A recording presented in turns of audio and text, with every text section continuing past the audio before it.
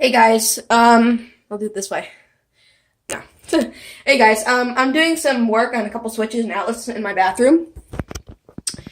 And I'm just testing some outlets. And I found some kind of disappointing discoveries. This whole box was redone a couple years ago when this bathroom was remodeled. Put in all new switches. So I was going to test the GFIs, but I noticed that this outlet was tripping the GFI correctly. But when I shorted the hot to the ground on these switches, only this would trip the GFI. Which tells me that these two switches are not properly grounded. Which I'm going to show you that right now. So I'm going to try and lean this up somehow, so you guys can see what I'm talking about. Alright, so guys, I hope you can see that. So, I have a little light fixture here. And the way this is going to work, when I touch the hot to the ground on this outlet, the GFI trips. So I'm going to go over here and reset the GFI. I'm going to take the hot wire. Do not do this at home, guys, if you don't know what you're doing. Touch the ground, it instantly trips. Now, I'm going to do the same thing with the hot to these switches. The same thing should happen, correct? Alright, this yoke is grounded. That's not tripping it. Alright, look at that. That's not tripping. To this, the GFI trips. Good. So this switch is faulty, improperly grounded. However, this switch is properly grounded. We'll reset it again. We'll test this. Light switch.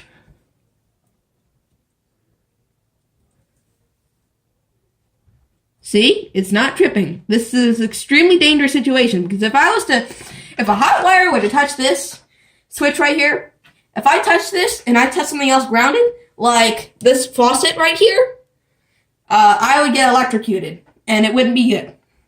So that's very disappointing that I don't have a proper ground on this switch here. So what I'm going to do is I'm going to pull these switches apart, and we're going to see what's going on. So I'm going to go to my breaker panel, turn off the power, and I'll be right back.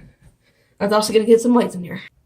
Alright guys, I'm back. I killed the power. And what we're going to do is I'm going to start by removing this switch, which is one of the switches that was faulty. And we're going to test with my multimeter to see if this has a proper ground on this switch. To figure out what the heck is going on. It doesn't even have a ground!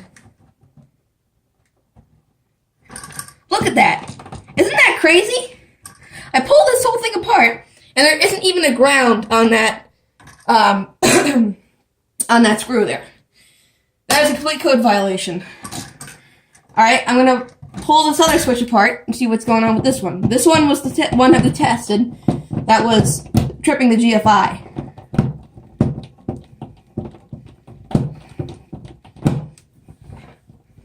Alright guys, now I'm not gonna fix all this work on camera because it's gonna be a lot of work to fix all this stuff. But what I will do is I'm gonna just stop the video and show you why you have to have an electrician do this if you're gonna do work. If you're not gonna do work, if you're not gonna what's the word? If you don't feel comfortable with electrical and you want to have somebody do it, make sure that they are licensed and properly and licensed, because if they're not licensed, you could get electrocuted. So this is very disappointing that I'm having this problem. Now I'm going to have to go ahead and check all the other switches that was installed by this contractor. Okay, and believe it or not, this one has a ground on it. That is kind of shocking, to be honest.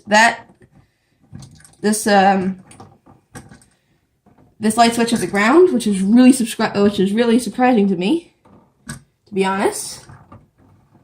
And it looks like what he tried to do, he tried to pigtail, and this is all these switches except this outlet. This outlet's on a separate circuit.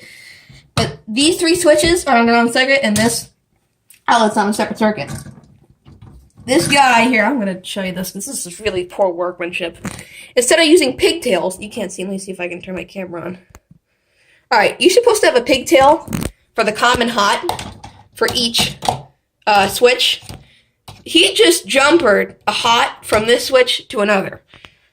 And it looks like he did that with that one too. So this is extremely disappointing. I'm really upset with this work here. I've never seen such poor work. I mean, I've seen electricians lazy, but I've never seen this bad.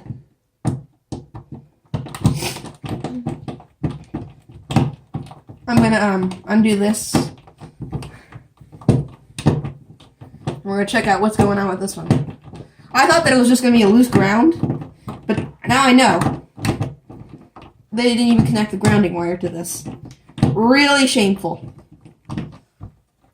And that was the easy test I just did. I just took a light. And if guys, like I just said before, if that hot wire from that light was to touch this yoke, alright, this grounding screw, which is this grounding screw, is where the ground wire would connect. It binds this whole thing. If you were to touch this yoke, this is called the yoke, alright? And if you touch the wall plate screws, which are metal, and you touch this faucet, you can meet your creator, you can meet God in about 5 minutes. Well, not 5 minutes, 10 seconds. Alright, I know it's scary, but sadly it's true. And what would happen if that switch was grounded? It would cause a short circuit, spark, and trip the breaker. And look at this, guys. I mean, come on. Seriously?